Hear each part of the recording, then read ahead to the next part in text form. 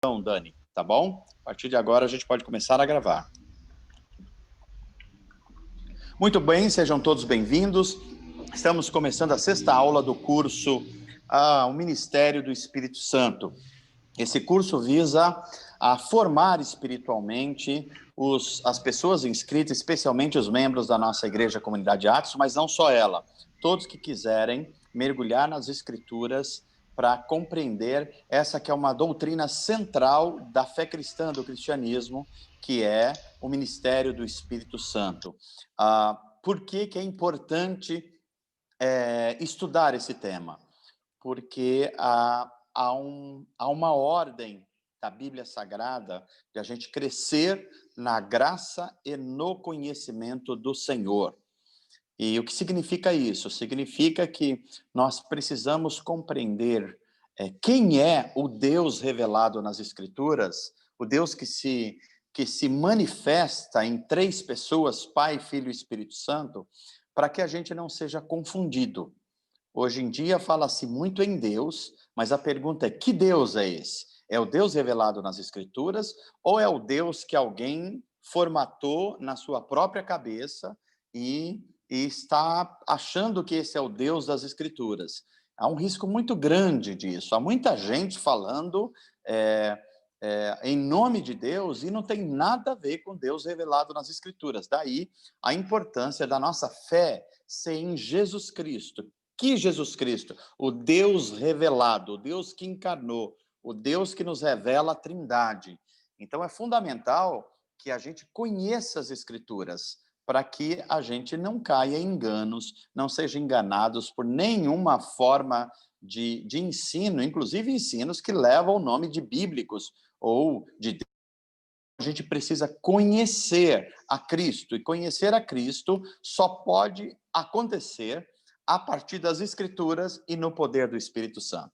Daí a importância da gente... Claro que o segundo aspecto de conhecer a pessoa do Espírito Santo é participar do seu poder.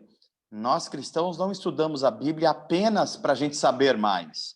Nós estudamos a Bíblia para que, em a revelação de Deus vindo até nós através do Espírito Santo, nós sejamos transformados.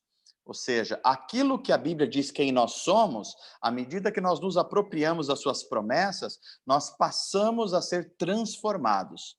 É por isso que, por exemplo, Paulo, em Romanos 12, vai dizer que a gente deve deixar que a nossa mente seja transformada para a gente experimentar a vontade de Deus, que é boa, perfeita e agradável.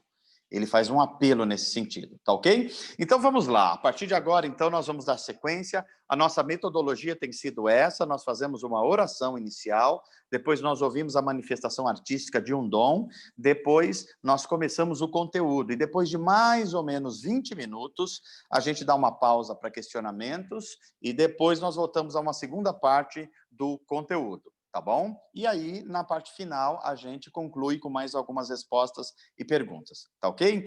Então, vamos lá. Eu vou pedir para o Daniel agora compartilhar a tela com a gente. Eu queria, como tem gente entrando no curso hoje e que está assistindo às aulas, mas talvez tenha perdido um pouco, eu queria pedir para o Dani passar, então, os slides. Eu só vou ler os slides, não vou explicar nada, só para que quem está chegando hoje, por exemplo, não perca o fio da meada. Mas as 5 aulas estão já no YouTube e você pode ter acesso a elas. É muito importante que você tenha acesso, porque, claro, nós estamos fazendo aqui uma crescente, tá bom? Então vamos lá, Dani, se você puder, deixa eu ver aqui se eu já consigo ver o seu compartilhamento de tela. Eu vou abrir aqui, gente... pastor, porque eu acho Tá. que eu abri o arquivo que é o novo, acho que você quer o anterior, né? O primeiro. Porque eu não consegui juntar, então eu vou então abrindo, tá a bom. gente... Então vamos ao anterior, depois a gente volta para o novo, tá ok? Deixa eu Estou só vendo ver. também a Ana Letícia aí, Deus te abençoe. Ana, uma bênção, gente. A Josi Trajando, que está participando do curso, a Rosângela, do curso.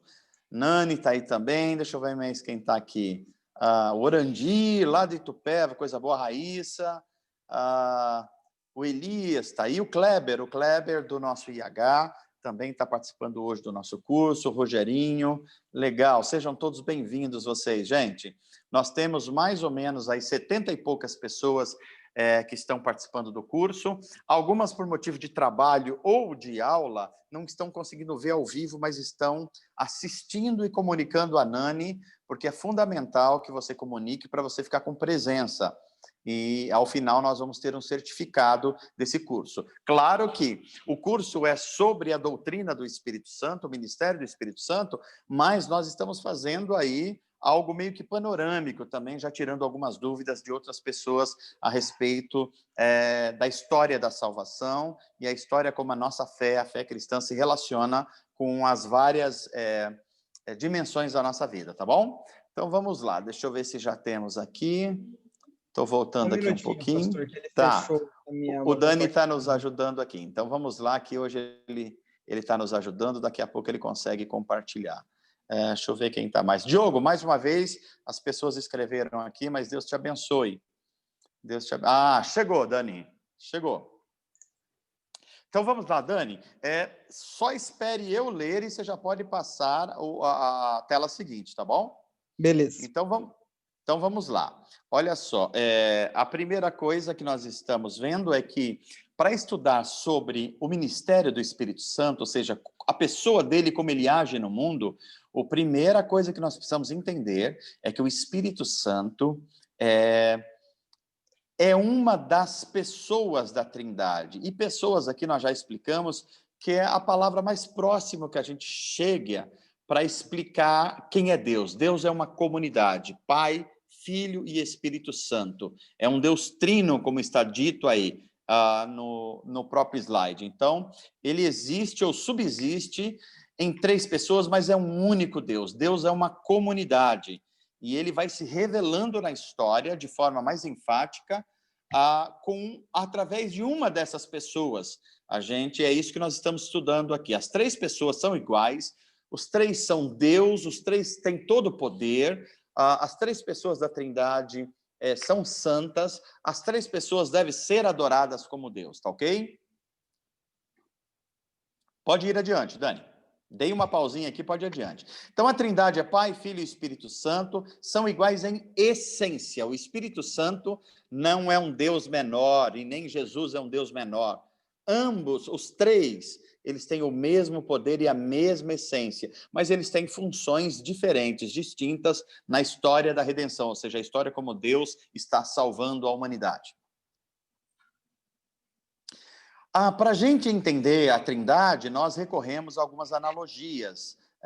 Como é que um Deus, que é único, ele se manifesta em 3 pessoas? Então, a gente recorreu aí ao Sol, à água, ao homem e ao amor. O Sol é um Sol só, mas nós experimentamos luz, calor e massa gasosa, mas é um Sol só. A água também. A água é claro que é um elemento só, mas ela pode estar em estado sólido, líquido e gasoso.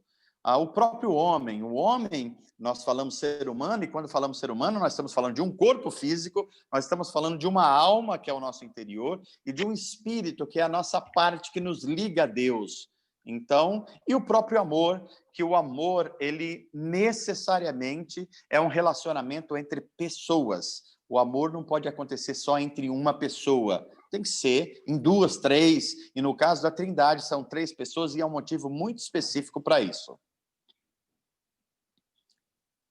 A Trindade na redenção, nós estamos aí estudando que, olha, entende-se por redenção todas as ações, os atos salvadores de Deus na história. Isso é a história da redenção, com a finalidade de quê? De reconciliar a humanidade consigo e também de redimir, perdoar, restaurar o relacionamento de Deus com a humanidade, com a criação. Isso é redenção.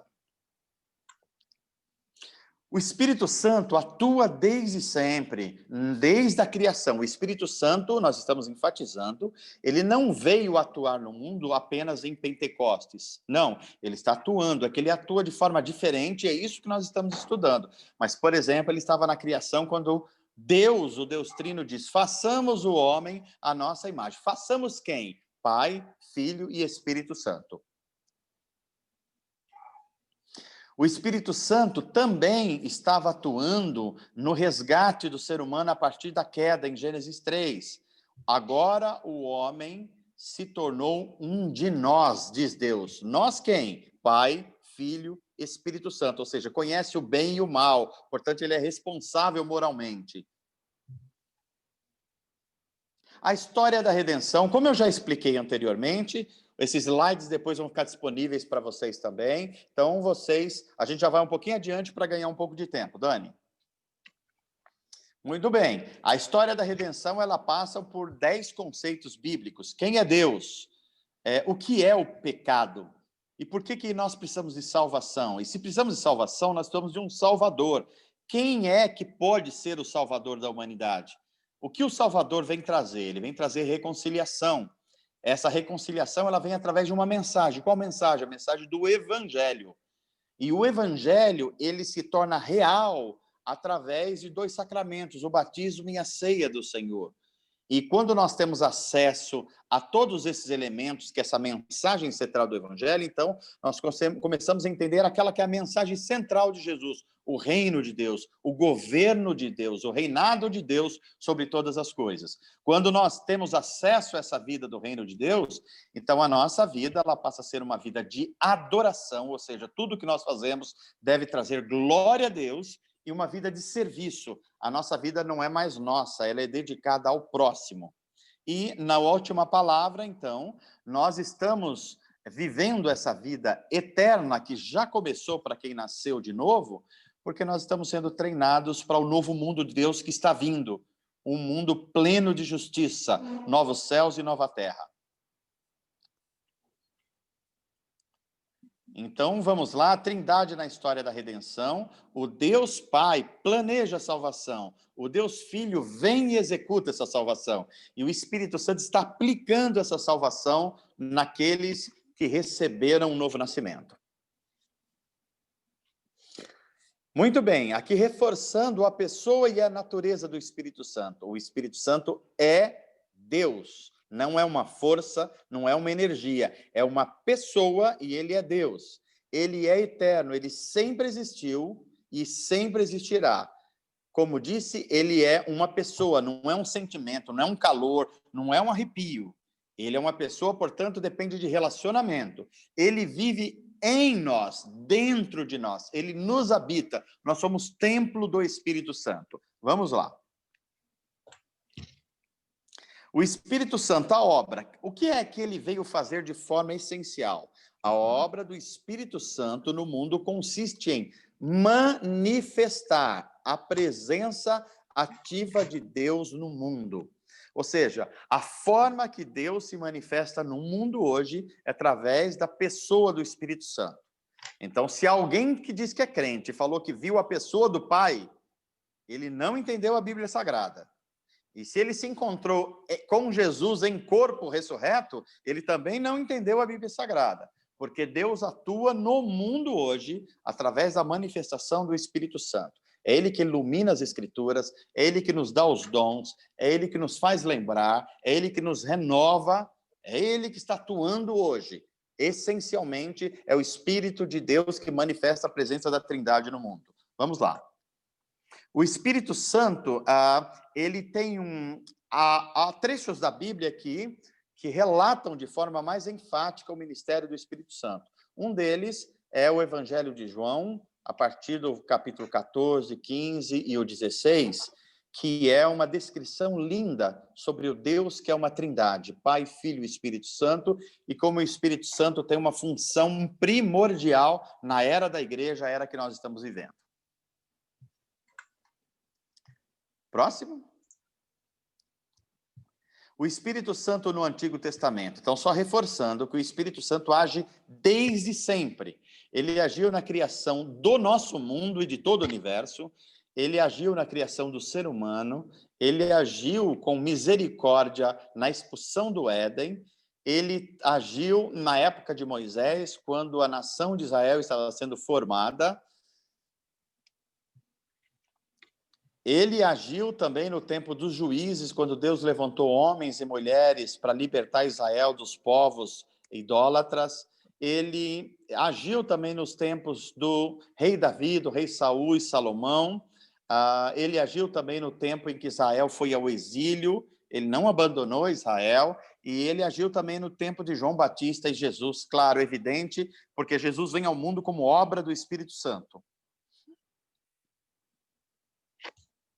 Então, qual é a obra do Espírito Santo? Ele age desde a fundação do mundo, ele glorifica a pessoa do Pai e do Filho, ele nos faz conhecer. É como se fosse um grande refletor que aponta para Cristo e para o Deus Pai. Ele ilumina a revelação das Escrituras. É impossível entender a revelação das Escrituras, a não ser que o Espírito Santo ilumine a mente. Por que isso é importante? Eu vou me deter um pouquinho aqui. Porque uma pessoa pode estudar a Bíblia apenas intelectualmente. E há muitas pessoas na academia, na universidade, que faz isso. Mas eles nunca vão poder compreender o mistério da Eucaristia, nunca vão poder entender o mistério da ressurreição, nunca vão poder entender o mistério de que Jesus Cristo, numa só pessoa, habita duas naturezas, a divina e humana. Ele é plenamente homem, ele é plenamente Deus. Só o Espírito Santo pode gerar essa compreensão na mente e no coração humanos. E o Espírito Santo conduz o crente tanto do nascimento até a maturidade. Gente, nós estamos em obra. Todo discípulo de Jesus deveria carregar uma plaquinha em si: estou em obra. Porque desde que você nasceu da água e do Espírito, nasceu de Deus, nasceu do Espírito, o Espírito Santo está trabalhando em você para tornar você semelhante a Cristo. E essa obra vai até o último dia da sua vida nesse mundo, ou até o dia em que Cristo retornar a esse mundo, e que nós chamamos de arrebatamento da igreja. Ok? Adiante. O Espírito Santo, então, ele tem, a sua obra envolve 4 grandes aspectos. O primeiro aspecto é que o Espírito Santo, ele veio, e aqui é importante, para nos dar poder. Poder para quê? Poder para viver a nova vida, a vida no Espírito, e poder para testemunhar Jesus. Tem muita gente achando que o Espírito Santo vai dar poder para outras coisas e acaba entrando num misticismo e foge das Escrituras. Mas quando a Bíblia está falando de poder do Espírito Santo, é poder para viver a nova vida, a vida do Espírito, e poder para testemunhar o Evangelho, ok? A segunda coisa é, o Espírito Santo nos purifica. Isso tem a ver com santidade. Ele tira de nós tudo que é impulso de morte, e ele está nos santificando, ou seja, ele nos está purificando a vida para que a nossa vida seja semelhante à vida de Jesus e seja um testemunho no mundo. Terceiro lugar, a obra do Espírito Santo, ela se manifesta com revelação. Revelação do Espírito é o discernimento espiritual do mundo que nós estamos vivendo, e revelação das Escrituras, o verdadeiro sentido, a verdadeira interpretação. É o Espírito Santo que dá. Claro que nós vamos usar todos os instrumentos que nós dispomos, exegese, hermenêutica, história da igreja, mas assim, as pessoas da academia, da universidade também fazem isso. Mas se elas não nasceram do Espírito, jamais elas vão compreender os mistérios e as revelações do Espírito. E o Espírito Santo unifica. É por isso que a igreja ainda existe. Se não existe o ministério do Espírito Santo, a igreja já tinha acabado no primeiro século. A igreja é feita de gente diferente, com níveis de educação diferentes, com níveis profissionais diferentes, com línguas diferentes, com culturas diferentes, com costumes diferentes, é tudo diferente. Só o Espírito Santo para dar unidade a povos, línguas, tribos e nações. Vamos lá. O Espírito Santo e a Bíblia, essa relação, eu enfatizo aqui, é outra coisa que eu vou enfatizar. Não é possível separar o Espírito Santo da Bíblia e a Bíblia do Espírito Santo. É o Espírito Santo que ilumina a nossa mente para entender a Bíblia. E conhecer a pessoa do Espírito Santo tem que ser através da Bíblia. E se você tentar ler a Bíblia sem a presença e inspiração do Espírito Santo, ela se torna um livro comum. E isso é terrível. Então, assim, já começo a corrigir aqui. Cuidado com pessoas que falaram, olha, Deus me mostrou uma coisa nova. Está na Bíblia? Não, não está, mas Deus me mostrou. Você tem o dever, como cristão, de dizer não. O Espírito Santo, ele nos faz lembrar, ele nos revela, ele nos ilumina o que já está nas Escrituras. Ele pode nos levar a uma compreensão mais aprofundada, mas tudo que Deus tinha para nos revelar, para a nossa salvação, já está nas Escrituras e é o Espírito Santo que nos ilumina a esse respeito. Vamos lá. O Espírito Santo e a Bíblia. O Espírito Santo é o autor da Bíblia. A Bíblia só tem um autor, que é o Espírito Santo. Embora a Bíblia tenha 40 escritores, foi escrita durante mais ou menos 16 séculos, 1.600 anos, e escrita por gente tão diferente como um boiadeiro como Amós e um intelectual brilhante como Paulo. Gente muito diferente. Só o Espírito Santo para dar a unidade a tudo isso. A palavra é a palavra do Espírito e o Espírito é o Espírito da palavra. São inseparáveis. Muito bem. Aí, como é que o Espírito Santo se relaciona com a pessoa de Jesus? Bem, o nascimento de Jesus é uma obra do Espírito Santo. É o Espírito Santo com o seu poder que gera no útero de Maria uma criança. Veja, Jesus não é produto de um relacionamento sexual entre um homem e uma mulher. Ele é produto de uma ação direta do poder do Espírito Santo no útero de uma mulher, Maria. Segunda coisa, o Espírito Santo está presente no batismo de Jesus, no início do ministério público de Jesus, sinalizando através de uma pomba que sobrevoa o Jordão no momento em que Jesus está sendo batizado por João Batista. O Espírito está presente também, sustentando a vida de Jesus e a sua integridade durante a tentação de Mateus 4, a tentação no deserto, onde Jesus ficou 40 dias sendo tentado e em jejum. O Espírito também está agindo naquele episódio da maior importância, que é conhecido como a transfiguração de Jesus, quando ele sobe num monte com seus 3 discípulos mais íntimos, e ali o corpo dele se transforma num corpo que é uma prévia do corpo da ressurreição. É muito importante que a gente compreenda que o Espírito está agindo ali. Na morte e na ressurreição de Jesus, é o poder do Espírito que ressuscita Jesus Cristo. E na ascensão aos céus, o Espírito Santo se relaciona com a pessoa de Jesus, porque Jesus diz que ele só pode mandar o Espírito Santo quando ele subir aos céus. Ou seja, quando Jesus assunta aos céus, o Espírito Santo vem habitar em nós e agir no nosso mundo. Próximo. O Espírito Santo após a ascensão de Jesus. Ou seja, o Espírito Santo, então, como resultado da continuação do ministério de Jesus no nosso mundo, ele é a promessa de um outro consolador, de um outro advogado que estaria conosco. Nós aprendemos aqui que um cristão tem 2 advogados, um que nos assiste nos céus e outros que nos assiste nesse mundo, porque Jesus está intercedendo por nós nos céus e o Espírito Santo intercede por nós aqui no mundo. O Espírito Santo também, ele é prometido agora não como visitação aos seres humanos, mas como derramamento. Há uma intensidade maior do Espírito Santo no nosso tempo.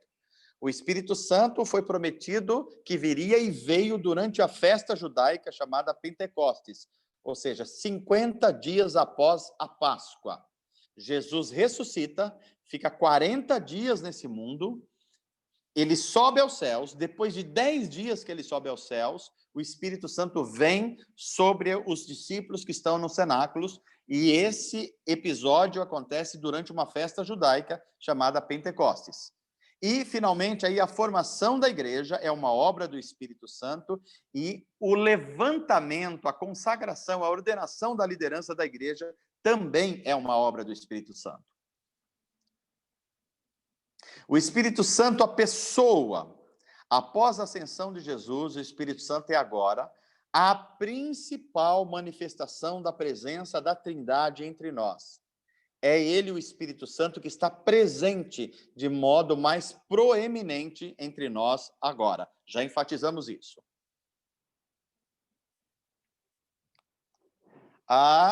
Espírito Santo, a missão. A obra do Espírito Santo consiste em manifestar a presença ativa de Deus no mundo, e em especial na igreja. Veja, o Espírito Santo manifesta a presença de Deus no mundo, não é só na igreja, mas de forma especial na igreja. Nós já estudamos que o Espírito Santo se manifesta em 3 dimensões: na igreja, para a missão, no mundo com a graça comum e individualmente dentro do ser humano, ok? O Daniel me avisa que já deu 20 minutos, só vamos terminar a sequência dos slides e a gente já para algumas dúvidas. Pode ir, Daniel. O Espírito Santo e a missão. No Antigo Testamento, o Espírito Santo visitava pessoas. Visitava Davi, Samuel, o próprio Saul, visitava. Agora, no Novo Testamento, o Espírito Santo é derramado, ou seja, há uma intensidade maior do Espírito Santo agindo na era da igreja, o momento que a gente está agora, que é a era do Espírito. Vamos lá? A missão do Espírito Santo. Ele ensina e ele lembra os ensinos de Jesus. Ou seja, ninguém pode dizer que o ensino é de Jesus se não for inspirado pelo Espírito Santo. Ele ilumina a revelação das Escrituras. Tudo aquilo que nós temos muita dificuldade de compreender na Bíblia Sagrada, nós devemos pedir em oração ao Espírito Santo para que ele nos ilumine. Terceiro, o Espírito Santo é quem dá os dons aos homens. Aos homens aqui, não é só a igreja. A igreja são os dons espirituais, mas os dons naturais é dado a toda a humanidade. O que o Diogo fez agora é a manifestação de um dom, que ele é um dom natural, que abençoa o mundo, mas ele é um dom natural, um dom também espiritual, no sentido que ele faz parte do culto cristão, e como Davi, tem o poder de libertar pessoas oprimidas pelo maligno. E em quarto lugar aí, o Espírito Santo dá poder, empodera a igreja e os discípulos para a missão de Deus no mundo. Vamos adiante? Então, olha só, agora traduzindo em 2 grandes conceitos doutrinários cristãos. A missão do Espírito Santo, de forma assim, mais ampla, tem 2 formas. Primeiro, a missão do Espírito Santo é regenerar o ser humano. O que é regenerar? Nascer de novo, nascer do Espírito, nascer de Deus, nascer para a vida eterna. Então, essa é a primeira missão do Espírito Santo, mas ela não se resume a isso. Depois que o ser humano nasce do Espírito, nasce de Deus, nasce para a eternidade, o Espírito Santo começa um trabalho de longo prazo, que é santificar a vida desse discípulo de Jesus. E o que é santificar? Santificar é tirar da nossa vida tudo aquilo que não se parece com Jesus e enfatizar na nossa vida tudo aquilo que se parece com Jesus. Tudo que é impulso de morte não tem a ver com santidade. Tudo que é impulso de vida tem a ver com santidade. Adiante. Muito bem. Então, a obra do Espírito Santo, nós estamos... Olha aí, tudo que faz parte do nosso curso agora, olha. O derramamento do Espírito, que é o selo do Espírito, que é o penhor do Espírito, que é os símbolos do Espírito Santo, os dons do Espírito Santo, o batismo no Espírito Santo, o fruto do Espírito, o enchimento do Espírito, as visitações do Espírito, a santificação gerada pelo Espírito e a plenitude do Espírito. Esse é o escopo do nosso curso. Vamos mais adiante, acho que estamos chegando aí nas últimas.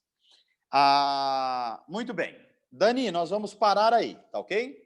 Daí a gente continua. Vamos dar então espaço, eu peço a sua ajuda aí, Dani, agora, para ver se apareceram perguntas ou no chat, ou no WhatsApp, ou no microfone. Tudo que nós falamos agora, que foi só um grande resumo, tudo isso já foi ministrado em aula. Algumas perguntas que não sejam repetidas. Lembro que as aulas estão disponíveis no YouTube. Só se for coisa que nós não perguntamos ainda para a gente ganhar mais tempo de conteúdo. Tá bom? Vamos lá. Então, pessoal, só alguém me falou que o Ivan estava esperando para entrar. Aqui não apareceu. Aí pede para ele tentar de novo, aí eu aceito. Mas parece que tá sem o convite aqui. Eu vou pedir para vocês, se vocês quiserem perguntar pelo microfone, faz um sinal com a mão, aquela mãozinha, aí eu libero o microfone, ou vocês podem mandar também pelo chat, aí eu leio para o pastor. Pastor, tá no mudo.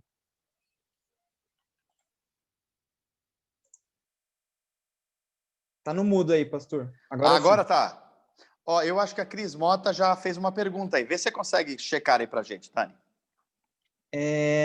Tá, a Cristiane Mota, então, ela perguntou se o Espírito Santo está em nós ou próximo de nós.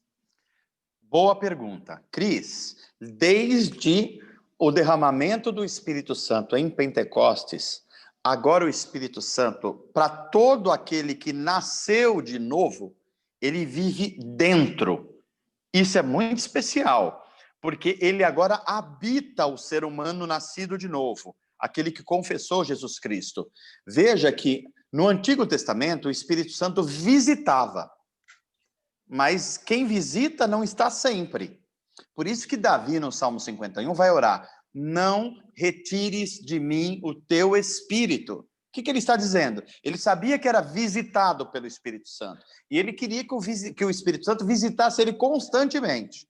Agora, na era do Espírito Santo, desde Pentecostes, o Espírito Santo agora está dentro de nós, no nosso interior, na nossa mente, na nossa consciência, no nosso íntimo. Ele está atuando e ele sinaliza tudo que é de Deus em nós. E é por isso que a gente é constrangido quando peca. Quando nós pecamos e o Espírito Santo vive em nós, nós sabemos que pecamos. Isso é uma obra do Espírito Santo, ok?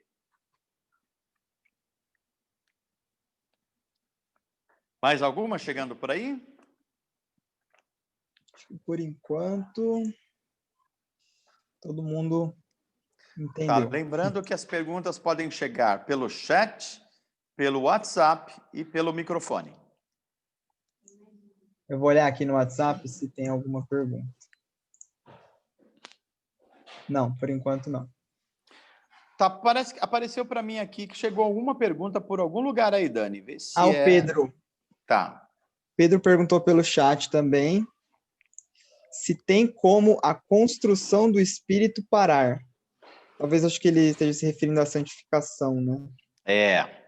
Então, boa pergunta. Vamos lá, Pedro. É o Pedro Miguel, né? Isso. É o Pedro Miguel. Pedro, essa construção que você está se referindo, provavelmente é a obra de santificação. É aquele processo que começa imediatamente depois que você nasceu do Espírito, você confessou Jesus, você recebeu o dom do Espírito Santo, ele passou a habitar você. Então começa um processo de construção da santificação. Este processo é um processo contínuo e é um processo crescente. Como é que nós sabemos que o Espírito Santo está nos santificando? Primeiro, essa é uma obra conjunta do Espírito e é uma obra de esforço humano. Diferentemente da regeneração, que é o novo nascimento, gerar de novo, isso é uma obra do Espírito. Nós não temos participação nisso. E é muito simples a gente perceber isso. Quem nasce não participa de nada. Quando nós nascemos, nós não participamos de nada. Nós nascemos. Ou seja, nós não influenciamos em nada. Agora, depois de nascer, a gente começou um processo de crescimento. Isso é santificação. Então, o que acontece? A santificação é um processo em que nós vamos nos esforçando para ser obedientes à palavra de Deus e o Espírito Santo vai gerando transformação em nós. Vai nos dando mais paciência, domínio próprio, amabilidade, fé, fidelidade, amabilidade, alegria do Espírito, tudo isso é uma construção. A pergunta é, esse processo pode ser desconstruído? Não, quem nasceu do Espírito, não. Em outras palavras, talvez a sua pergunta é, alguém pode perder a salvação? Eu vou ter que responder de forma calma, eu vou dizer aqui que não, mas tem um monte de explicação que eu preciso dar para entender esse não. Agora, uma pessoa, ela pode estancar no crescimento espiritual. Isso é completamente possível. E como é que ela estanca? Quando a leitura da Bíblia não é mais uma coisa constante na vida. A pessoa estanca, para espiritualmente.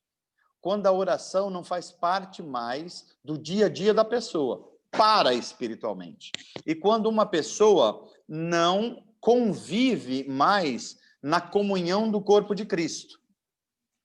ou seja, não participa mais da ceia como sacramento, da comunhão da igreja, não serve mais com os dons, ou seja, esse processo, que é um processo do Espírito e de um esforço pessoal em busca da santificação, ele estagna, ele fica parado.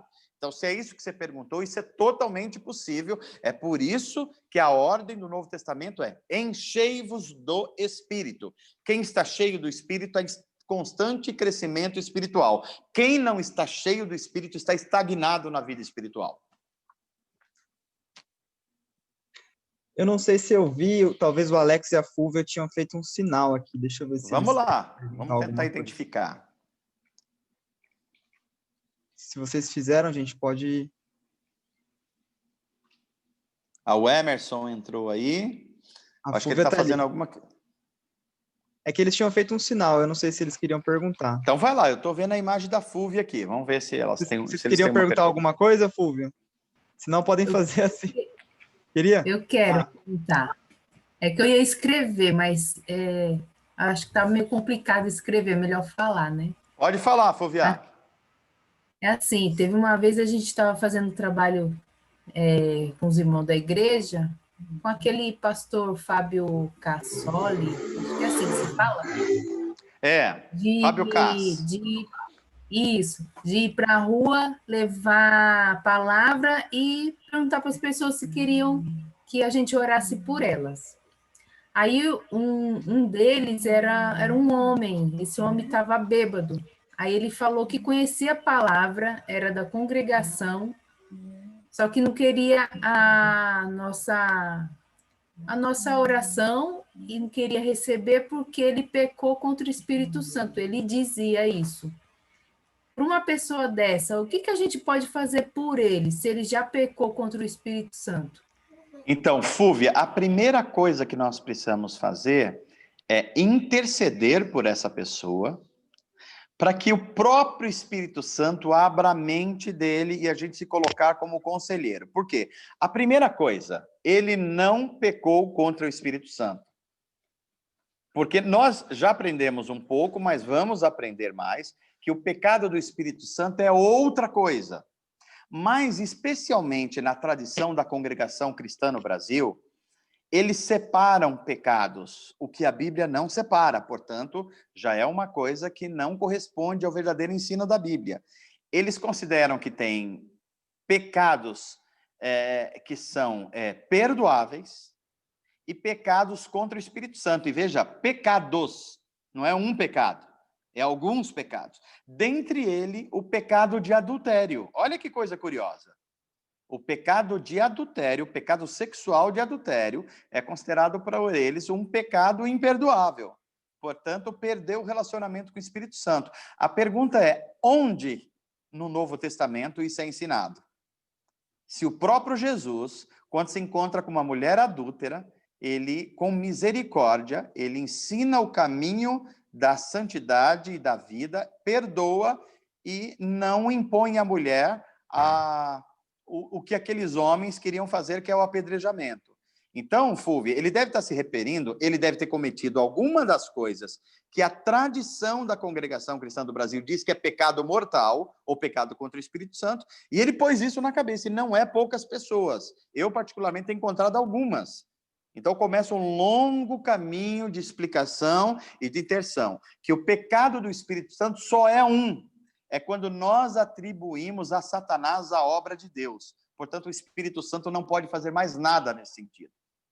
É um único. Todos os outros pecados, se a pessoa se voltar a Deus em arrependimento, o sangue de Jesus os purifica de todo o pecado. Então, é intercessão e oferecer ajuda para aconselhar biblicamente essas pessoas. Tá ok? Mais Pastor, alguma, Dani? Tem um comentário aqui do Emerson que eu vou ler, e eu não sei se o Rogério também quer fazer uma pergunta, que eu tô vendo uma mãozinha ali, mas eu não sei se... Parece que a Márcia também, ó. Tá, eu vou primeiro ler o do Emerson, que veio antes, Vamos aí depois lá. a gente... ele diz assim, a pessoa que aceita Jesus e é cheia pelo Espírito Santo, obviamente terá dons. Mas se a pessoa se omitir nesses dons, ou em pelo menos algum desses dons, ela corre o risco de perder a salvação. Talvez seja aí uma pergunta, né? Uma pergunta. Então, vamos lá. Vamos por parte. uma pessoa, quando o Espírito Santo age nela, abrindo os olhos espirituais, e ela confessa Jesus Cristo quando os olhos dela são abertos, isso é chamado de novo nascimento. No novo nascimento, nós recebemos o dom do Espírito, ou seja, o selo de que nós somos de Deus, e o Espírito Santo passou a habitar em nós. Isso também, e aqui eu peço que vocês só tenham um pouco de paciência, que eu vou enfatizar, acontece também o que se chama batismo no Espírito Santo. Mas eu venho explicando nas aulas anteriores que a tradição pentecostal chama de batismo uma coisa, e a tradição evangelical, protestante, reformada, define batismo no Espírito Santo de outra forma. Então, eu estou separando aqui. Mas essas três coisas acontecem: o novo nascimento, o recebimento do dom do Espírito e o batismo no Espírito Santo. Batismo, Márcia, é sempre sinal, ou é o Emerson, não sei para quem eu estou respondendo, mas é um dos dois.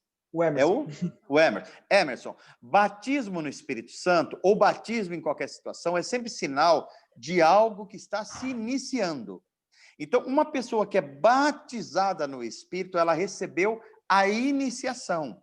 Agora ela precisa buscar ser cheia do Espírito, que é uma caminhada. É por isso que Paulo e Pedro ensinaram: enchei-vos do Espírito, é uma ordem. Como que a gente se enche do Espírito? Nós vamos ver nas próximas aulas. É a leitura devocional e sistemática das Escrituras, a oração como um relacionamento diário com Deus, na pessoa do Espírito Santo, e na comunhão da igreja. Principalmente essas três disciplinas espirituais. É assim, então, encher-se do Espírito é um caminho constante. Agora, o batismo no Espírito Santo é aquela ação inicial do Espírito que nos comunica que agora nós pertencemos ao corpo de Cristo, somos filhos de Deus, somos herdeiros de uma promessa, portanto, somos selados com o Espírito Santo. Ok? Então, pastor, antes da Márcia, o Rogério acho que tinha levantado a mão, eu estou enviando para ficar desmutado. Só confirma. Acho que é o pastor Rogério, né? Ah, é? É que tá sem então, a se quiser fazer o da Márcia, depois a gente faz o Rogério, fica à vontade. Tá, eu acho que é o pastor Rogério. Rogério, eu desmutei aí, eu vou ler o da Márcia aqui por enquanto, aí depois pode falar. A Márcia falou assim, vivi muitos anos ouvindo que meu pai tinha pecado de morte, que não tinha perdão para ele. Ele era cooperador de jovens, como falam na congregação. Quando conheceu outra mulher e saiu de casa, deixando minha mãe. Não sei se, acho que foi só até aqui. Mas que ela ouviu muita gente falando que o pai dela tinha pecado de morte.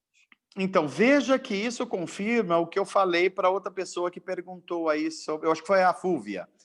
Na tradição da congregação cristã do Brasil, alguns pecados são pecados de morte. Entre eles, o adultério, que é o caso, por exemplo, de uma pessoa abandonar o primeiro casamento e se amaziar ou casar com uma segunda pessoa. Na congregação cristã do Brasil, isso é considerado pecado mortal, não passível mais de perdão. Isso tem jogado um monte de pessoas na amargura, um monte de pessoas que acham que não podem ser perdoados por Deus. É claro que isso é um pecado. É claro que pecado traz consequências.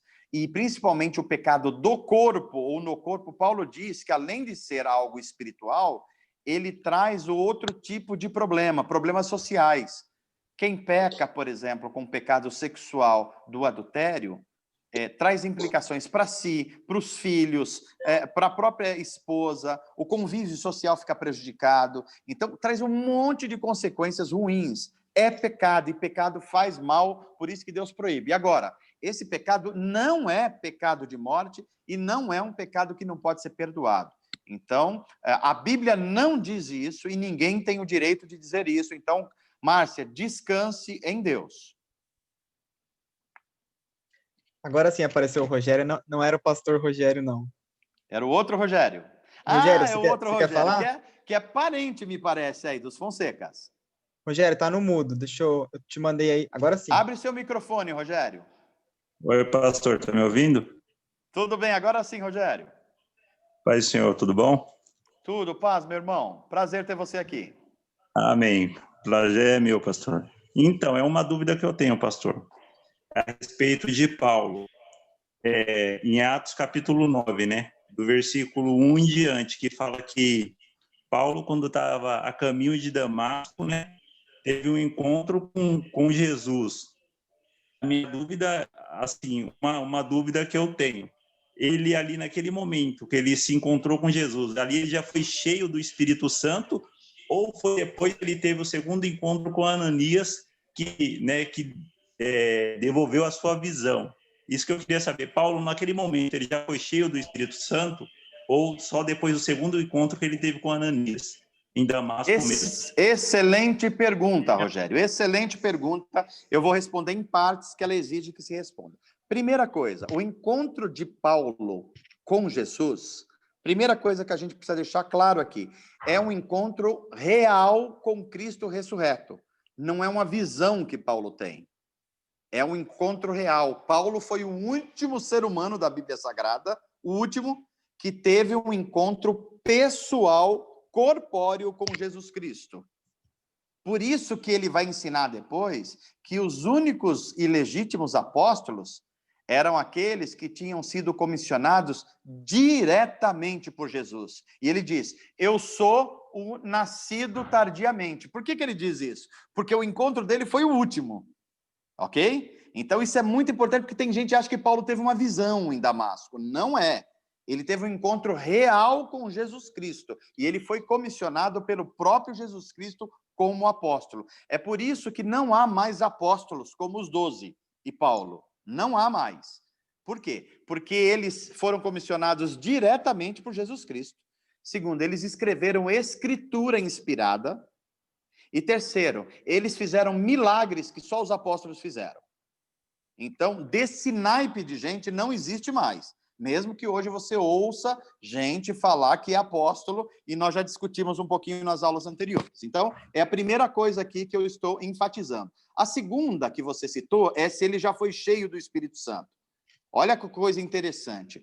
Paulo era uma pessoa extremamente conhecedora da literatura judaica, da escritura judaica, era um fariseu, era um doutor da lei, era um mestre da lei, mas ele não tinha nascido do Espírito. Olha que coisa curiosa. Ele nasce do Espírito precisamente no encontro com Jesus ressurreto. Ali ele nasce e ele é batizado com o dom do Espírito, mas ainda não cheio. Porque o enchimento é algo que vai vindo na sequência. Depois ele vai para a casa da Ananias, Ananias impõe as mãos sobre ele e começa esse enchimento. Esse enchimento continua depois, porque ele vai para o deserto da Arábia e passa 3 anos sendo cheio do Espírito Santo. E depois, num outro episódio, Barnabé recolhe ele, leva para Jerusalém e vai ensinando Paulo a ser mais cheio do Espírito Santo. Então, Rogério, esse foi um processo que foi acontecendo na vida de Paulo. Ok? Espero ter respondido aí.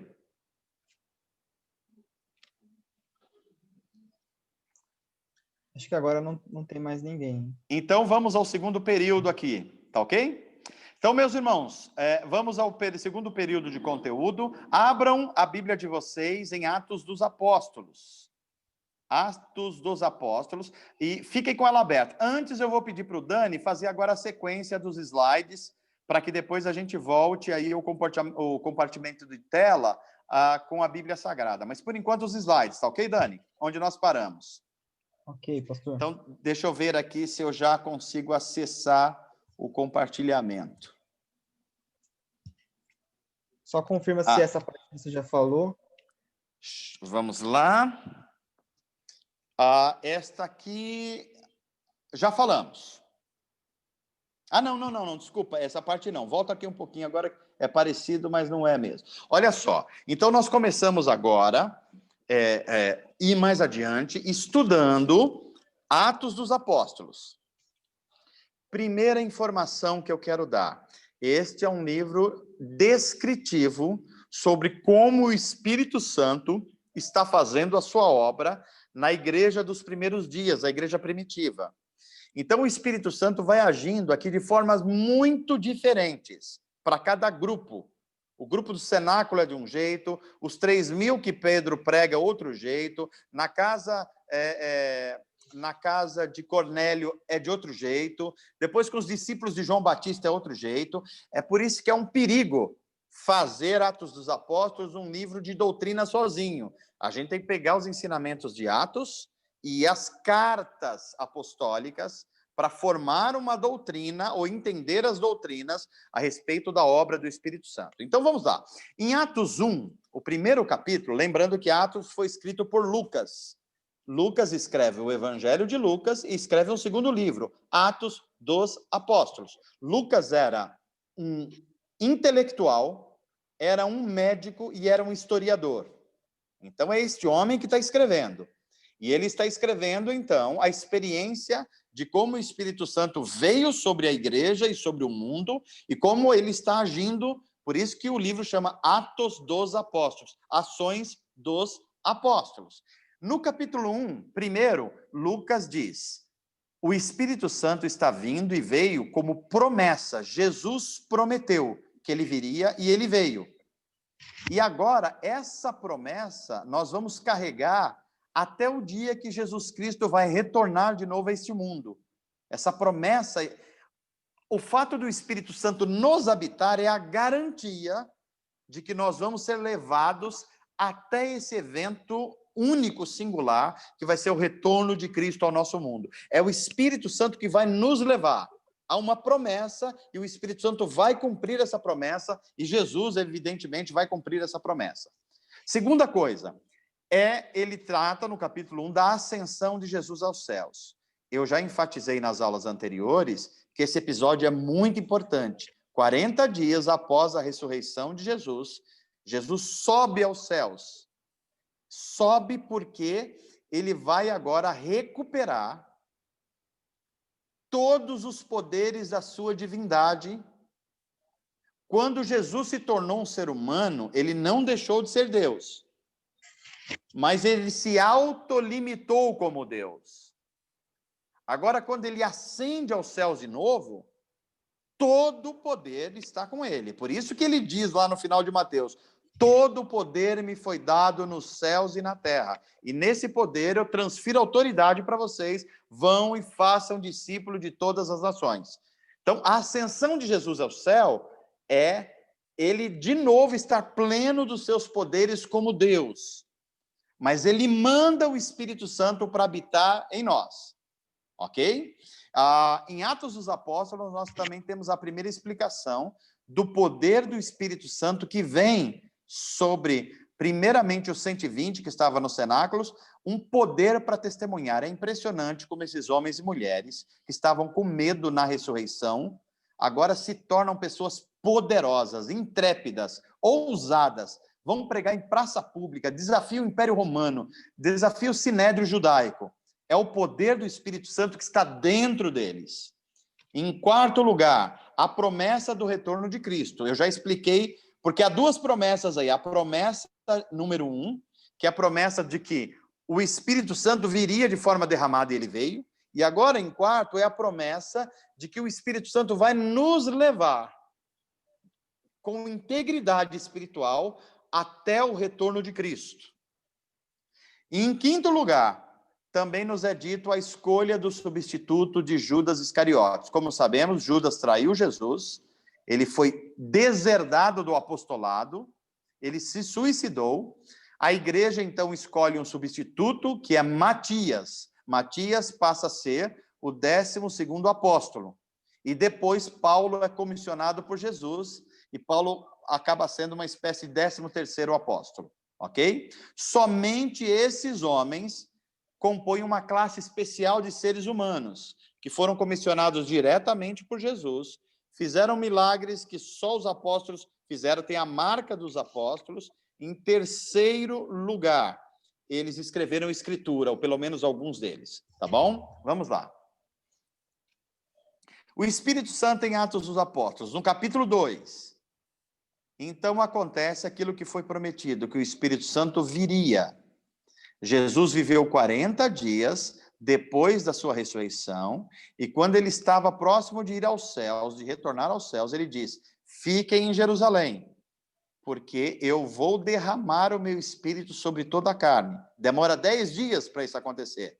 E no domingo de manhã, eles estão no culto, no cenáculo, 120 pessoas, e o Espírito vem sobre eles. Então, a vinda do Espírito Santo vem numa festa judaica chamada Pentecostes, que é 50 dias, celebrada 50 dias depois da Páscoa. E tem dois aí. Eles ouvem primeiro um som, e depois eles têm visões. Sobre a cabeça dele pousa como se fossem línguas de fogo. Ou seja, uma capacitação do Espírito. E como evidência, eles falam línguas diferentes. Repetindo aqui, são idiomas humanos. 14 idiomas. Eles são judeus que falam em outros idiomas. As pessoas que vieram da Síria ouviram um judeu falando no idioma sírio. Quem veio da Capadócia, a mesma coisa. Quem veio do Egito, ouviu um judeu falando das grandezas de Deus em egípcio. Então, aí, não confunda, não é língua dos anjos e não é língua dos céus, de alguma forma. São idiomas humanos. O Espírito capacitou eles, judeus, para falar as grandezas de Deus em outros idiomas. Ok? Terceiro lugar, é pregado o primeiro sermão cristão, que é pregado por Pedro. E nesse sermão, 3.000 pessoas se convertem. Por que é que estamos afirmando que é um sermão cristão? Porque Jesus veio primeiro para as ovelhas de Israel. Os evangelhos lidam com o evangelho chegando primeiro aos judeus. Agora, o sermão de Pedro tem um componente novo. Que componente é esse? A pregação de Pedro é: arrependei-vos, e vocês receberão duas coisas. E essas duas coisas marcam o que é ser cristão. Primeiro, arrependam-se dos seus pecados e vocês vão receber perdão. Isso é uma característica típica do cristianismo. E segundo lugar, vocês receberão o dom do Espírito Santo, típico do cristianismo, da fé cristã. O Espírito Santo foi derramado. E agora os nascidos de novo recebem um dom, o dom do Espírito, que é a mesma coisa que receber o batismo no Espírito. Eu vou enfatizar isso um pouco mais para frente, ok? Então, o primeiro sermão, e aí, em quarto lugar, eles recebem as dádivas da conversão, que é o que eu acabei de explicar, o perdão dos pecados e o dom do Espírito, as duas coisas que marcam as dádivas da salvação na fé cristã, perdão de pecados e dom do Espírito. E em quinto lugar, também é relatado aí no capítulo 2 de Atos, o nascimento da comunidade dos convertidos. A igreja cristã nasce. A igreja que nasce no poder do Espírito Santo, confessando Jesus como Senhor e Salvador, e não o Império Romano, e não a lei de Moisés. Agora, eles são uma igreja, uma comunidade do Evangelho, a comunidade do reino de Deus, a comunidade dos nascidos do Espírito. Vamos um pouco adiante? Acho que essa apresentação aqui acabou, pastor. Eu vou abrir a outra. Agora tem que voltar naquela outra que nós mandamos hoje, Dani. Tá. Só confirma para mim, eu vou colocar aqui. Tá bom. Veja que nós já chegamos aqui agora, vamos chegando para o capítulo 3 de Atos. Veja se é então, esse daqui, pastor. Isso. Agora uma pausinha em Atos que eu preciso mostrar para vocês. A importância de olhar para a Bíblia Sagrada como um todo. A Bíblia Sagrada é um livro que a gente não pode tentar entendê-la por partes. Claro que a gente lê por partes, mas ler já olhando o todo. A Bíblia tem muitas histórias, muitas. A história de Davi, a história de Abraão, a história de Neemias, de Jó. Mas todas essas histórias, elas apontam para uma única história. A história da redenção ou a história da salvação, que é a mesma coisa. E essa história é melhor entendida como se ela fosse uma peça de teatro. Quando você vai ver uma peça de teatro, aparece o primeiro ato, o segundo ato, o terceiro ato, Normalmente tem 3 atos, mas algumas peças têm mais atos. Quando você vai ver uma sinfonia tocada por uma orquestra, tem o primeiro movimento, o segundo movimento, o terceiro movimento e algumas têm o quarto movimento. Então, é importante a gente entender a Bíblia dessa forma também. E a Bíblia é uma peça dramática contada em 6 atos. 6 atos. Então, vamos lá. O primeiro ato que diz, mostra o estabelecimento do reino, a criação do reino. Gênesis 1 e 2. Deus cria do nada. Deus prepara um planeta para a vida humana. Deus prepara a vegetação. Deus prepara a atmosfera. Deus prepara animais de formas as mais diferentes, as cadeias produtivas, e coloca o homem para ser o gestor da criação no 6º dia. Isso é o estabelecimento do reino. O reino é harmonioso. O homem tem contato direto com Deus. Esse é o primeiro ato. A peça entrou. Agora fecha a cortina um pouco e vem o segundo ato. Qual é o segundo ato? Há uma rebelião no reino. Ou seja, há algo de errado que entra nesse reino perfeito de Deus. E o que entra? É o mal, que a Bíblia não explica como. Ela diz que o mal gera o pecado, mas a Bíblia não explica como é que o mal entra no mundo perfeito de Deus. Mas diz que entra. E o pecado entra. E o que é o pecado? É uma rebelião contra Deus. É o ser humano tentando viver uma vida independente de Deus. E Deus é a fonte da vida. Quem tenta viver independente de Deus cai no vazio. Mas o homem se rebela. E se rebela incentivado por uma serpente. Uma serpente que no Apocalipse nós vamos descobrir que é Satanás, o diabo. Então, esse é o segundo ato. O mundo perfeito de Deus agora é perturbado e é uma rebelião no reino que foi criado de forma perfeita e harmoniosa. Fecha a cortina da peça de teatro. Abre de novo. Terceiro ato. Qual é o terceiro ato? A redenção iniciada. A escolha de Israel. Gênesis 3. Deus diz assim para o homem: vocês pecaram e vocês vão sofrer as consequências do pecado, inclusive a morte. Morte espiritual e morte biológica. Mas eu sou um Deus cheio de misericórdia. E eu vou suscitar uma criança que vai nascer da semente da mulher. E eu vou preparar um povo. E esse povo vai trazer dentro de si, do seu útero, uma criança. E essa criança vai ser o salvador de Israel, mas não só de Israel, o salvador de toda a humanidade. Esse é o terceiro ato, a redenção iniciada. Fecha a cortina. Abre a cortina de novo. Ato de número 4. A redenção realizada. Foi prometida, agora vai ser realizada. Quando é que a redenção é realizada? Quando Jesus Cristo vai para a cruz. Na cruz, Jesus morre pelos meus pecados e no meu lugar. E a morte de Cristo paga as culpas e o preço de eu tentar viver uma vida independente. Porque eu sou descendente de Adão, eu sou filho de Adão. E agora a morte de Jesus torna possível eu me reconciliar com Deus. A redenção foi realizada. A vinda do rei. O rei vem e vai à cruz pelos meus pecados e no meu lugar. Fecha a cortina. Abre a cortina, ato de número 5. Desculpa, ato de número 4, de 3, 4, eu já falei, né? Isso. Agora, ato de número 5, a missão da igreja. Precisamente começa esse ato no dia de Pentecostes, quando o Espírito Santo vem sobre aqueles 120 e eles recebem um novo poder e a igreja se inicia. Essa igreja recebe uma missão. Essa missão é a missão do próprio Cristo, de ser o corpo de Cristo no mundo. E essa missão tem uma mensagem. Qual é a mensagem? O Evangelho. Deus amou o mundo e mandou Jesus. A morte de Jesus reconciliou homens com o seu Criador. E essa mensagem precisa ser propagandeada, espalhada, que o rei voltará novamente. Essa é a mensagem do Evangelho. Fecha a cortina.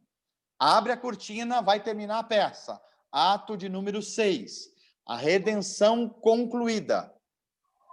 Jesus Cristo volta ao nosso mundo como Senhor e juiz de toda a humanidade e julga os homens e a história, estabelece o seu novo reino pleno de justiça e dá aos homens o seu justo julgamento, a alguns para a eternidade, vivendo novos céus e nova terra, e outros para a condenação eterna, é o que a Bíblia chama de perdição e inferno.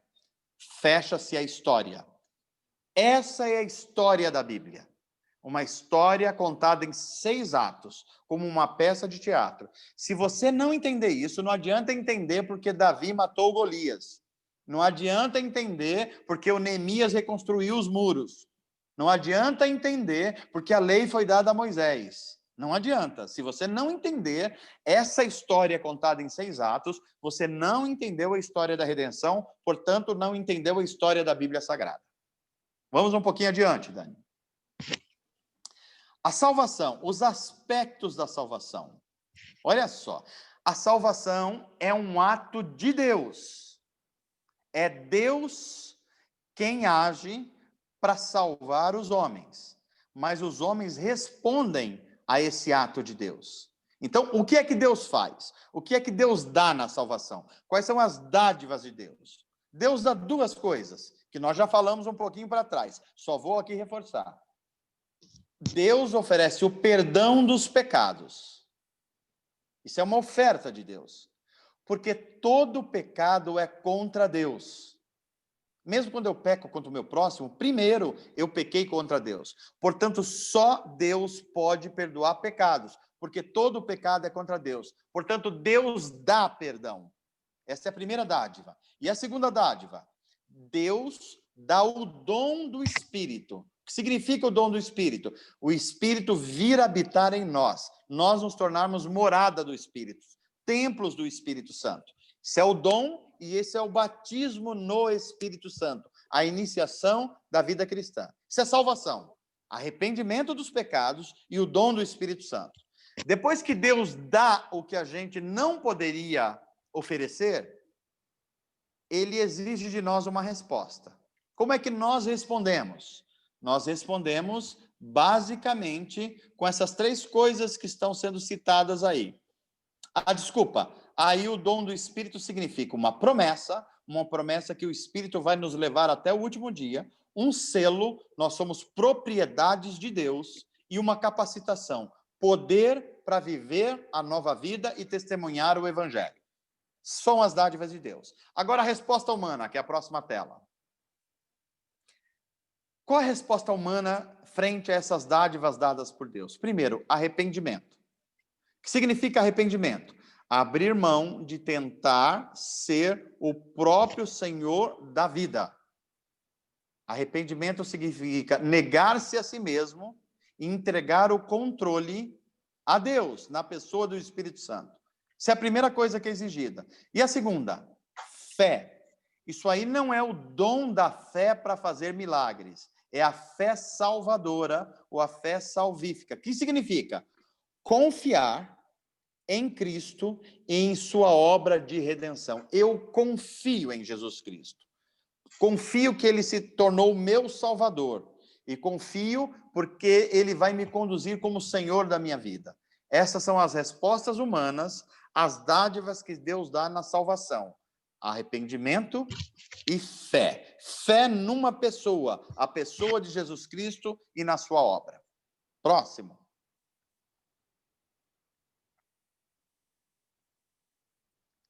Vamos lá. Aqui, ó, só para reforçar. A salvação é um ato de Deus. E o Deus bíblico é uma trindade que subsiste em 3 pessoas. E cada pessoa da trindade tem uma ênfase maior em cada período da história da salvação. Por exemplo, o Deus Pai planeja a salvação em amor. Por isso que João 3,16 diz, porque Deus amou, esse Deus é o Deus Pai. E a segunda parte da história da salvação, o Filho executa esse planejamento do Deus Pai. Deus amou o mundo de tal maneira que deu o seu Filho para morrer. Segunda parte. Terceira parte, o Espírito Santo aplica os méritos de Cristo à vida daquele que se arrependeu. Esse é o dom do Espírito. Para que todo aquele que nele crê em Jesus, isso é um ato do Espírito, ninguém confessa Jesus como Senhor, a não ser pelo Espírito de João e de Paulo, e então ele dá entrada na vida eterna. Quando é que começa a vida eterna? Não é quando você morrer e ressuscitar. A vida eterna começa precisamente quando o Espírito de Deus agiu em você e você respondeu com arrependimento e fé. Começou a vida eterna. Portanto, o Pai planeja, o Filho executa e o Espírito Santo aplica a salvação. É uma obra da Trindade.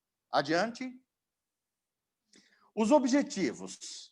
Quando Deus nos dá a salvação, o que Ele está querendo? O que Ele está planejando para nós? Basicamente, 5 coisas. A primeira. Primeiro, Deus planeja que nós recebamos as bênçãos da nova aliança. Quando Jesus veio, ele veio trazer uma nova aliança, que se distingue da antiga aliança, que é a aliança do Antigo Testamento. Por isso que o Antigo Testamento chama Antigo Testamento. Testamento é aliança. Poderia se chamar Antiga Aliança e Nova Aliança. Antigo Testamento e Novo. Eu vou explicar com mais ênfase depois. Item 2. O objetivo de Deus para o cristão trazendo salvação é perdoar os seus pecados e dar a ele o dom do Espírito. É isso que significa salvação. E dom do Espírito. Eu vou explicar mais à frente. Eu vou enfatizar mais. Terceiro, Deus quer e manda nos batizarmos nas águas, como símbolo e selo. Aquilo que o Espírito Santo fez internamente em nós, abriu os nossos olhos do coração, abriu os nossos olhos espirituais, veio morar em nós. Todo esse processo que é interior, ele precisa aparecer exteriormente, para que a sociedade, o mundo veja. Jesus Cristo precisa ser confessado publicamente. E qual é o símbolo e o selo dessa confissão pública? É o batismo nas águas. Daqui a pouco eu avanço mais. Próximo item. A busca por ser cheio do Espírito. O Novo Testamento dá uma ordem para o cristão. Depois que você nasceu de novo, depois que o Espírito veio morar em você, é sua obrigação buscar ser cheio do Espírito. E nós vamos entender o que significa essa busca por ser cheio do Espírito. Item seguinte. Deus quer que as evidências da plenitude do Espírito apareçam em nós. E essas evidências, elas aparecem de 2 formas. Com a santidade de vida e com a ousadia no testemunho cristão. A santidade de vida tem a ver com algo que nós vamos estudar um pouquinho para frente, que é o fruto do Espírito. O que é santidade? É a manifestação das virtudes do fruto do Espírito, que Paulo ensina em Gálatas 5 como sendo 9 virtudes. Amor, alegria, paz, amabilidade, docilidade, temperança, fidelidade, domínio próprio. São essas virtudes que revelam a santidade da vida. Não é a roupa que você veste, não é o brinco, não é o batom, não é a sua fala, não é nada disso. São as virtudes do fruto do Espírito. Segundo lugar, Deus quer que a gente se aproprie da ousadia do Espírito para testemunhar o Evangelho. O que é testemunhar o Evangelho? É ter uma mensagem. Jesus Cristo já fez a nossa reconciliação com Deus, portanto, arrependam-se e volte para Ele. E é o testemunho também das obras de justiça. Quem é salvo para fazer boas obras. É por isso que o ser humano precisa ser cuidado em todas as áreas da vida. Isso é buscar a plenitude do Espírito. Quem está buscando plenitude do Espírito está buscando a santificação da vida, ou seja, manifestando as virtudes do fruto do Espírito e está testemunhando a mensagem do Evangelho, com a mensagem e com as boas obras, as obras de justiça. É isso, os objetivos de Deus para o cristão. Tem mais alguma coisa, Dani? Não, pastor. Parou aí, né? Esse era o último slide. Tá. Agora, a próxima aula, eu vou descrever o significado de todos esses 5 atos. e a gente dá uma paradinha, então, para as perguntas, e eu só preciso confirmar que hora que nós temos, Dani? Agora é 9h40, pastor. Então, é o seguinte, nós vamos abrir espaço para 2 ou 3 perguntas, para a gente não passar de 9h45, tá bom? Então, se tiver 2 ou 3 perguntas aí, fiquem à vontade, que eu estou aqui à disposição. Pessoal, pode fazer o sinal com a mão ou mandar aqui no chat, caso vocês tenham alguma pergunta.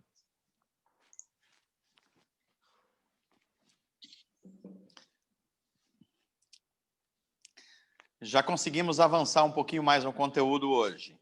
Continuem lendo Atos dos Apóstolos, porque nós estamos chegando aí, olha.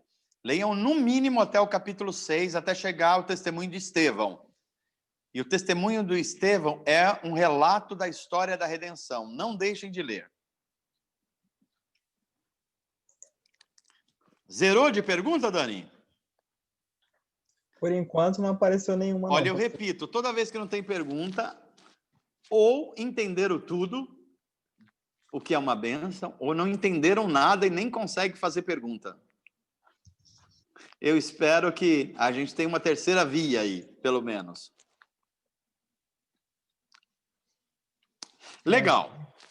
Olha só, hoje teve mais bastante conteúdo. Se não surgirem as perguntas aí até eu terminar de falar, eu quero reforçar aqui que o nosso curso tem sido aí uma crescente na compreensão da Bíblia Sagrada, no Ministério do Espírito Santo, e nós estamos agora, fizemos um compromisso com os músicos da orquestra, Dani.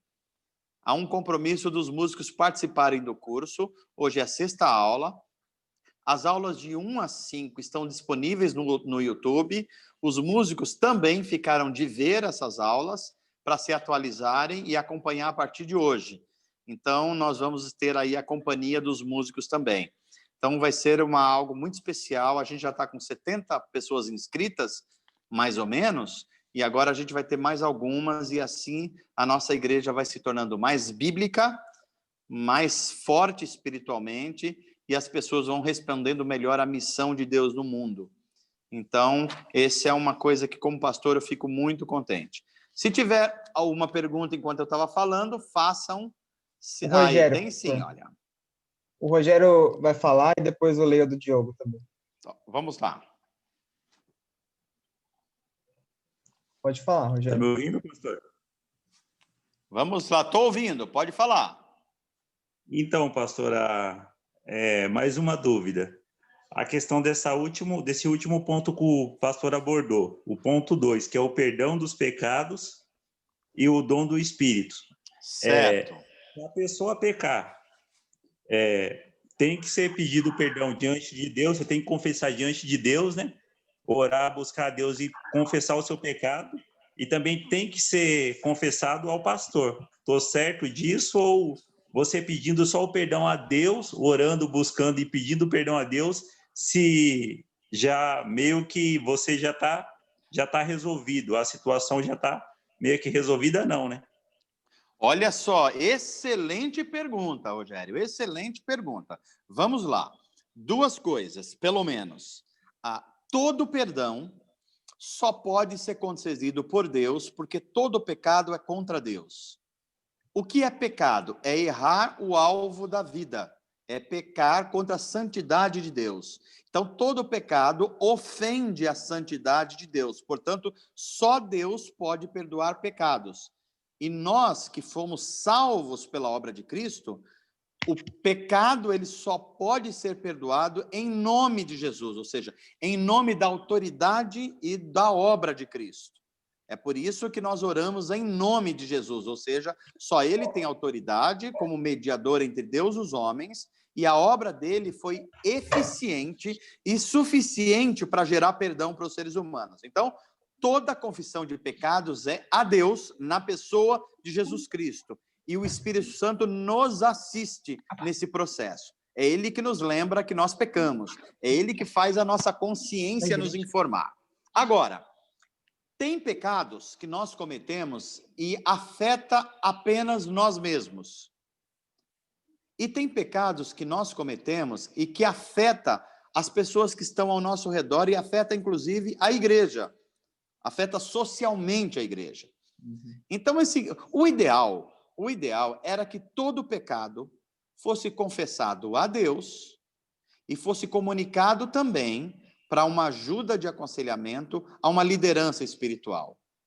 Mas a verdade é que a prática da igreja mostra que isso não tem sido possível. E é uma pena que não tenha sido possível, porque era para toda a casa ter uma liderança espiritual, e não só a igreja. O pai, o irmão mais velho, ou alguém que se dedica mais a uma vida com Deus, para as pessoas poderem pedir perdão a Deus e pedir também um aconselhamento. Então, esse seria o ideal, é o ideal. Mas as nossas famílias têm falhado nisso, os nossos líderes de casa têm falhado nisso, e também os nossos pastores não têm tido, digamos assim, todo o tempo necessário para fazer esse trabalho. Então, Rogério, respondendo à sua pergunta, os pecados que nos ofendem a Deus e prejudicam a nós mesmos devem ser confessados em oração a Deus. Mas há pecados que afetam diretamente a comunhão da igreja e o convívio social. Eu vou dar um exemplo, por exemplo.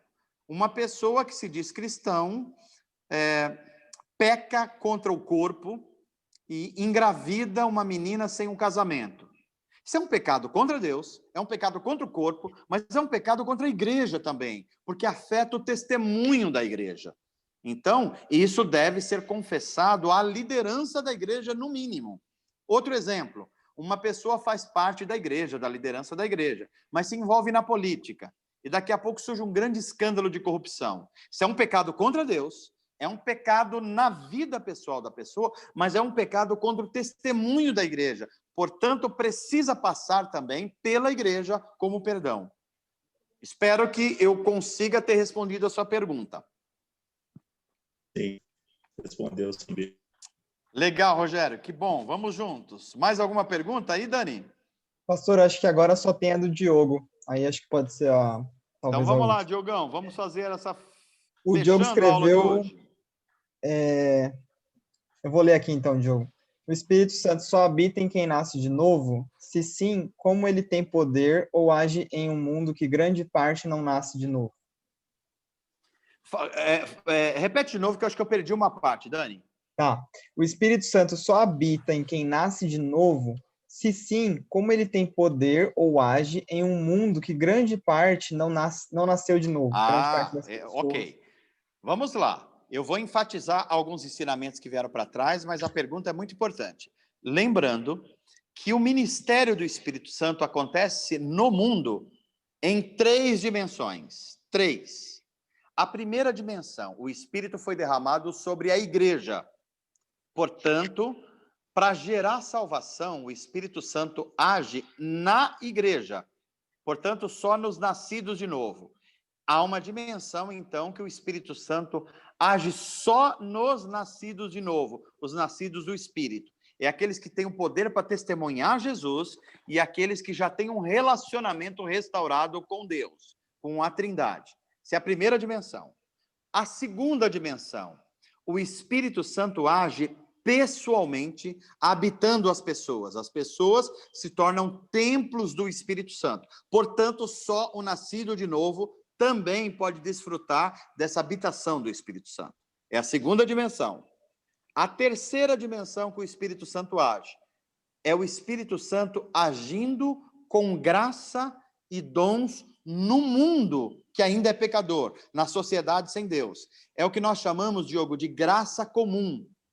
É aquilo que Jesus Cristo explicou nos evangelhos, que Deus é tão bom, que ele dá a sua chuva aos justos e aos injustos. Isso é graça comum, isso é uma obra do Espírito Santo. Não chove só sobre os crentes.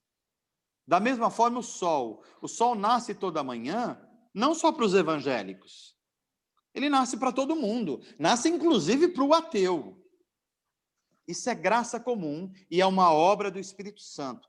As artes no mundo, que é praticadas por artistas que não se converteram ainda. Isso é uma obra do Espírito Santo através da graça comum. Deus enche de beleza, de conhecimento, Deus enche de coisas boas o nosso mundo e a sua criação, mesmo para aqueles que ainda não o conhecem como Salvador, mas são criaturas de Deus, e Deus ainda os abençoa na pessoa do Espírito Santo, enchendo o mundo de dons, de graça e de beleza. Ok? Pastor, apareceu mais uma aqui, você quer deixar para agora mesmo? Vamos lá. Vamos, se apareceu mais umas, vamos fechar com essa, então. É a Bruna, ela está falando do celular da Ana Lúcia Montalvão. Tá. Eu queria saber se tem como nós, seres humanos, mudar nosso destino, ou se só Deus tem o controle disso. Vamos fazer o seguinte, essa pergunta, Bruninha, vai exigir que eu dê mais algumas explicações. Então, eu vou ter que deixar igual tem nas novelas, a seguir, cena dos próximos capítulos, porque eu vou precisar explicar outras coisas para explicar essa pergunta. Mas excelente pergunta, Bruna, e a gente vai responder na próxima aula, tá bom? Gente, que Deus abençoe todos vocês. Nós estamos chegando ao final da nossa 6ª aula. Foi uma grande alegria partilhar com vocês a palavra de Deus. Muito feliz de ver a participação e interação de vocês. Nós agradecemos os nossos assistentes que estão nos ajudando muito. O Valdir, que está sempre cooperando e que hoje está cuidando do filhinho que fez uma cirurgia, mas que já está bem em casa se recuperando. A Nani, que está sempre conosco, aí nos ajudando em todas as coisas. E hoje, especialmente, o Dani, a quem nós agradecemos, nos ajudando aqui também. Então, Deus abençoe a todos vocês. Uma boa noite a todos vocês. E aqui a gente despede, terminando a 6ª aula. O Dani vai, então, terminar a gravação e vai liberar as outras pessoas. E eu fico ainda com o Dani e a Nani para a gente fazer uma avaliação breve da aula. E se o Valdir estiver por aí e quiser participar, também fica à vontade. Valeu, uma boa noite, um beijo no coração de vocês, até a próxima.